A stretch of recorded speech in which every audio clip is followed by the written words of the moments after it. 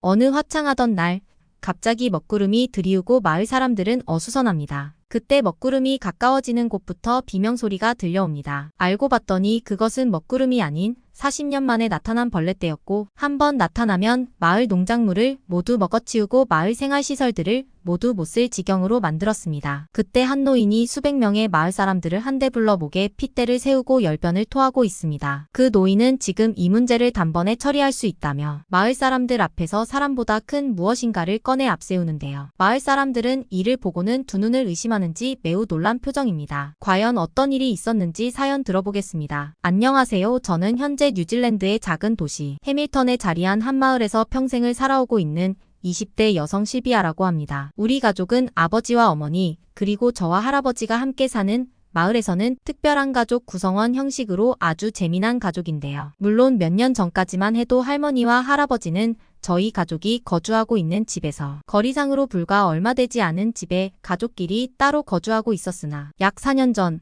할아버지가 농장으로 일을 나간 사이 집에서 쉬고 계시던 할머니가 뉴질랜드에 간간히 출몰하는 독성 강한 진해에 물리는 사고로 갑작스럽게 세상을 떠나신 뒤로 할아버지는 4년 동안 홀로 우울증을 겪으며 생활해 오고 있었고, 결국 그것을 보다 못한 저희 어머니께서 할아버지를 간절히 설득해 지금의 우리 가족이 완성되게 되었습니다. 다른 나라 생태와는 다를 수 있다고 하지만 뉴질랜드에서는 독진해로 인한 이러한 위험한 사고가 심심찮게 일어나는 편인데요. 뉴질랜드는 보통과 다르게 다른 나라의 자연 환경보다 원시적인 모습을 유지하고 있는 비옥한 땅이 널찍하게 산재해 있습니다. 다른 나라들에서는 희귀하고 치명적인 독이나 위험한 신경독소를 가진 벌레나 동물들이 사람들이 사는 거주지와 굉장히 가깝게 서식하고 있으므로 이러한 독을 소유하고 있는 벌레들을 언제나 유의해야 하는 것은 저희 마을의 일상이 되어버릴 정도이에요. 지금은 세상을 떠나신 저희 할머니께서도 그저 집에서 휴식을 취하던 중 잠깐 눈을 감고 숙면을 취하던 사이 눈으로 보지도 못한 독진해에게 순식간에 물려 아무런 치료제도 써보지 못하고 세상을 떠나셨기 때문에 할아버지께서는 병적으로 벌레에 집착하시면서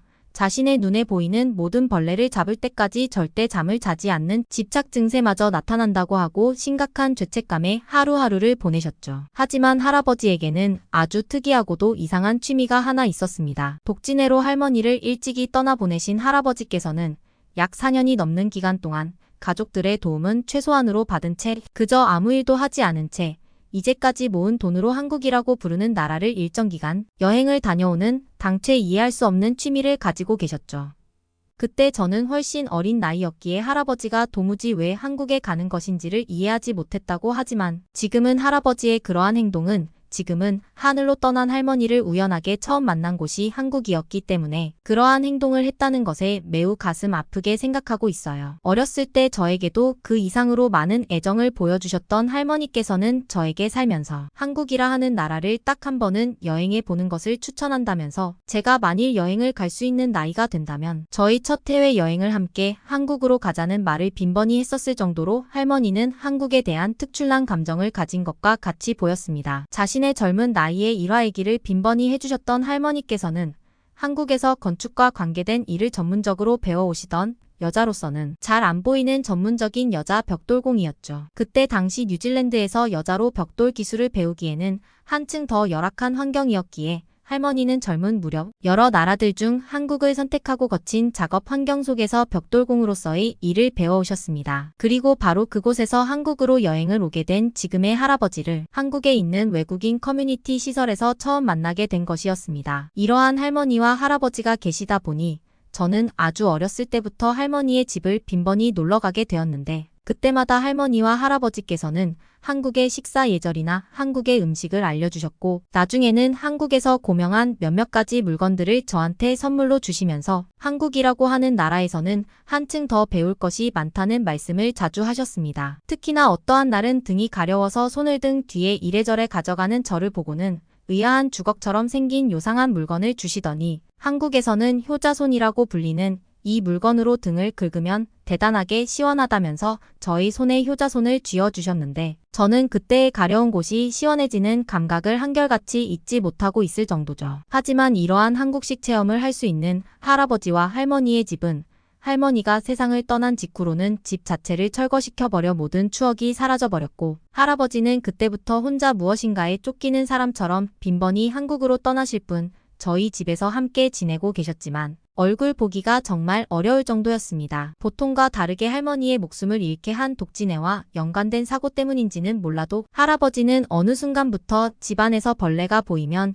경기를 일으키시면서 주체할 수 없는 화를 내셨고 가끔은 집의 내부뿐더러 마당에서까지 억지로 지네를 찾아다니는 모습마저 보이시면서 하나의 트라우마처럼 벌레를 없애버리는 것에 병적으로 집착하시게 되셨죠. 하지만 이러한 할아버지의 눈에 보이지 않는 노력 때문인지는 몰라도 어느샌가부터 저희 가족이 자리 잡아 살고 있는 집에서는 평상시 여름만 되면 많은 종류의 모기나 하루살이 심하게는 월등한 크기의 뱀이 수시로 보였었던 벌레 출현 사고가 현저히 줄기 시작했고 특히 밤에 환하게 불을 켜놓고 공부를 하고 있다면 제 주변으로 엄청나게 몰려들어 제 눈과 코를 괴롭히던 날파리나 모기들도 대체로 보이지 않게 되어 저는 할아버지가 무슨 수를 쓴 것인지는 모르더라도 정말 대단하다는 생각을 했던 기억이 있어요. 하지만 어쩌다 친구네 집에서 저희 집처럼 평소와 같이 불을 켜놓고 늦은 시간 동안 컴퓨터 게임을 하며 공부를 했던 기억이 있는데 그때는 또 신기하게도 벌레들이 아주 자연스럽게 저와 친구의 얼굴과 손으로 몰려들어 저는 대체 우리 집과 친구의 집이 무슨 차이가 있길래 벌레가 들끓는 것일까라는 생각을 가지기도 했죠. 어쩌다 한국으로의 여행을 마치고 돌아오는 할아버지께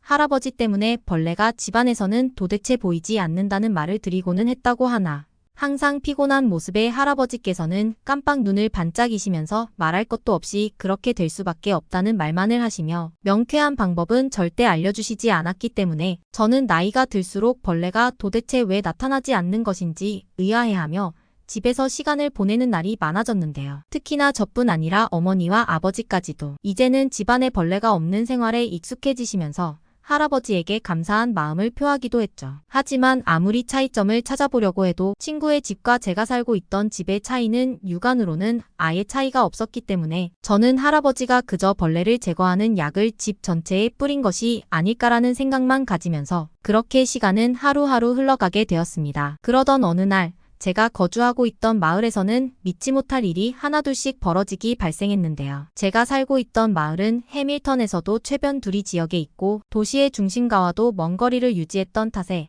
마을 내부에 자리한 생활 편의 시설들이 무척 귀중한 역할을 하는 곳이었는데 어느샌가부터 이러한 주유소나 마트, 심하다 못해 나중에는 몇 개 있지도 않은 식당가들, 건물 전체가 정체불명의 벌레떼들 때문에 아예 출입조차 할 수 없게 되어버리는 것은 물론 더욱 큰 문제는 벌레가 이러한 시설들의 건물 내부까지도 들어가 모든 것을 망가뜨리고 있었기 때문이에요. 벌레의 종류도 그 이상으로 다양했던 것으로 보였는데 하루살이부터 뉴질랜드에서 수두룩한 지네들까지 제가 살고 있는 마을에 얼마 남지 않은 마트의 식료품 판매대를 죄다 못쓰게 만드는 것과 함께 마트를 찾은 사람에게 온갖 혐오감을 주게 되면서 제가 사는 마을 전체가 의문의 벌레떼 때문에 생활 자체가 되지 않는 말 그대로 폐허 마을로 변해버리고 말았습니다. 그때쯤 이미 뉴질랜드의 몇몇 뉴스 보도국에서는 제가 사는 마을이 이상기후로 인해 40년 만에 날파리 벌레떼가 기하급수적으로 늘었다는 보도와 함께 보통 때의 약 60배에 달하는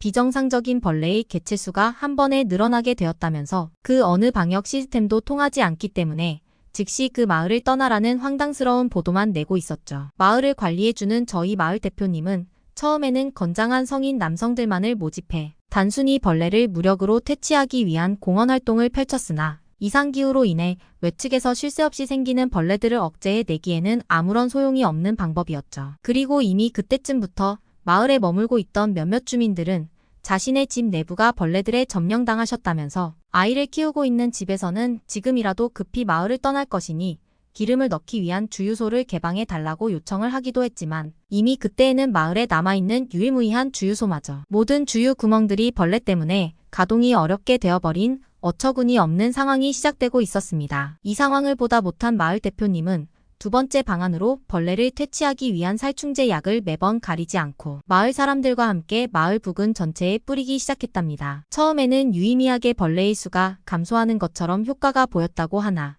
곧 이틀에서 3일 정도 지나면 벌레를 사라지게 하기 전보다 더욱 많은 벌레떼가 근처로 자리 잡기 시작했고 살충제 약을 사는 것에 마을 사람들의 운영비 자체가 점차 소모되고 있었기 때문에 주민들의 불만은 더욱 커져만 갔습니다. 그런데 굉장히 놀라운 사실은 마을 전체는 아무리 벌레가 날뛰어도 그중 할아버지와 우리 가족이 자리 잡아 살고 있는 저희 집에서만큼은 정말 작은 벌레 하나 보기 쉽지 않았다는 사실인데요. 처음에는 이러한 생활 자체에 익숙해져 있어 별다른 것을 인지하지 못했다고 하나 벌레떼가 생기고 난 뒤 친구 집에 놀러 간 적이 있었는데 친구네 집은 집 내부로 들어온 벌레들 때문에 주방은 물론 화장실까지 사용할 수 없던 것을 직접 눈으로 보고 다른 집들과는 확연히 다른 무엇인가가 저희 집에 제작되어 있다는 의심을 하게 되었죠. 그리고 바로 그때 한국으로 여행을 떠나셨던 저희 할아버지께서 돌아오셨고 이러한 마을의 상당한 피해 상태를 처음으로 확인하시게 되셨습니다. 그때 할아버지께서는 마을 대표님에게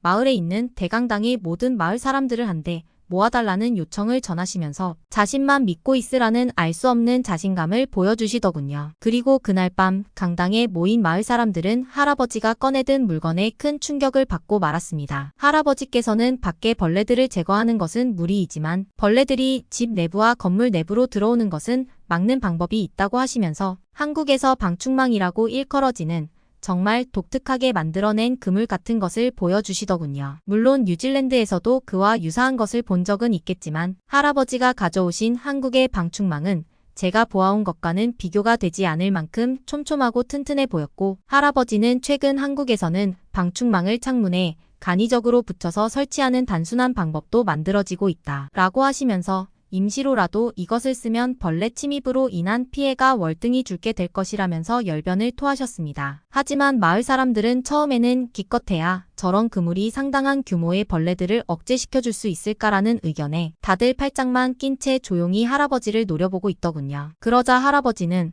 사실은 우리 가족이 사는 집에 몇 년 전에 할머니와 관련된 독진의 사고로 모든 창문에 방충망을 설치하였다면서 그 집에서 벌레가 단 하나라도 발견된다면 자신의 말이 거짓이라고 단정을 지어도 된다는 강한 자신감을 보여주셨습니다. 그리고 결국 저희 가족이 사는 집에 도착한 마을 사람들은 경악을 금치 못했죠. 저도 처음에는 어디에 제작되어 있다는 것인지 눈으로 찾지 못했는데 집의 창문에 가까이 다가가 본 순간 확인할 수 있었습니다. 그곳에는 정말 아주 가까이에서 들여다봐야 될 정도로 미세한 그물이 창문 전체에 제작되어 있었죠. 그것은 멀리서 보면 그저 아무것도 제작되어 있지 않은 것처럼 착시를 가져올 정도였는데 할아버지가 한국에서 가져온 방충망이 설치된 집을 보신 마을 대표님께서는 바로 그 즉시 할아버지에게 모든 마을 가정집에 한국에 가니 방충망을 설치해 줄 수 있냐는 강한 요청을 부탁하셨고 돈은 얼마가 들어도 좋으니 하루라도 빨리 프로젝트를 완료해 달라는 곡진한 요청을 전하시더군요. 그러자 할아버지는 이미 한국에 알고 있는 업자분이 있다라고 하면서 일주일 정도만 기다린다면 모든 작업을 완료할 수 있다고 말했고 그 후 5일 뒤 저희 마을은 상당한 양의 한국에서 건너온 간이 방충망 설치 세트를 공급받을 수 있었습니다. 마을의 청년들에게 설치 방법을 알려주신 할아버지께서는 약 3일의 기간에 걸쳐 마을에 있는 남자들과 함께 마을에 있는 사람들의 집은 물론 다양한 공용시설물에도 한 곳 한 곳 방충망을 설치하시기 시작했죠. 그런데 정말 대단한 사실은 그것을 설치하고 난 뒤 건물 내부나 집의 내부로 들어오는 벌레의 수가 상당히 감소하였단 사실이에요. 몇몇 마을 사람들은 한국에서는 이러한 물건을 옛날부터 쓰고 있던 것이냐면서 분노하는 반응까지 보였고 이제까지 이처럼 좋은 것을 왜 설치하지 않았는지 뉴질랜드의 생활 환경에 황당해하는 반응을 보이기도 했다고 합니다. 실제로 방충망이 설치된 창문 밖에서는 눈으로 보일 정도의 시커먼 벌레떼가 계속 돌아다니고 있었으나 방충망이 설치되고 난 후 집 내부에서는 빈번히 보였었던 지네는 물론 날파리 하나 보기 참 어려웠죠. 그리고 이것은 우리 집뿐더러 마을에 있는 모든 집이 동일한 효과를 보여주고 있습니다. 마을 사람들은 크게 환호하기 시작했고